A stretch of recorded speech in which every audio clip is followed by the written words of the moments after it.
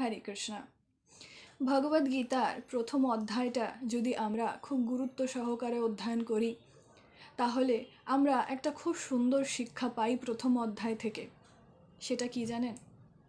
প্রথম অধ্যায় থেকে আমরা এই শিক্ষা পাই যে যে ব্যক্তিকে আমরা অন্তর থেকে ভালোবাসি, যেই ব্যক্তিকে আমরা অন্তর থেকে শ্রদ্ধা করি, সেই ব্যক্তি যদি কোনো অসুবিধার মধ্যে থাকে এবং সে যখন তার অসুবিধাগুলি আপনার কাছে এসে সেগুলি শেয়ার করতে চাইছে, তখন ধৈর্য সহকারে এবং মনোযোগ সহকারে আপনার সেগুলি শোনা প্রয়োজন। আপনি যদি প্রথম অধ্যায়টা অধ্যয়ন করেন তাহলে আপনি দেখতে পাবেন যে প্রথম অধ্যায় অর্জুন ভগবানকে মন খুলে নিজের অসুবিধাগুলো বলে যাচ্ছে যে হে গোবিন্দ, আমার কি কি হচ্ছে। আর ভগবান সেখানে একটি কথাও বলছেন না, শুধু তিনি মনোযোগ সহকারে তার প্রিয় অর্জুনের সমস্ত অসুবিধাগুলি শ্রবণ করছেন।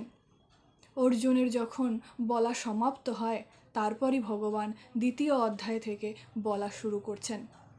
তাই যখন কোনো প্রিয় মানুষ বা যে কেউই হোক না কেন আপনার কাছে এসে তার অসুবিধাগুলি শেয়ার করতে চাইছে, তাকে দূরে সরিয়ে দেবেন না, তাকে চুপ করিয়ে দেবেন না। মনোযোগ সহকারে তার অসুবিধাগুলি শ্রবণ করুন।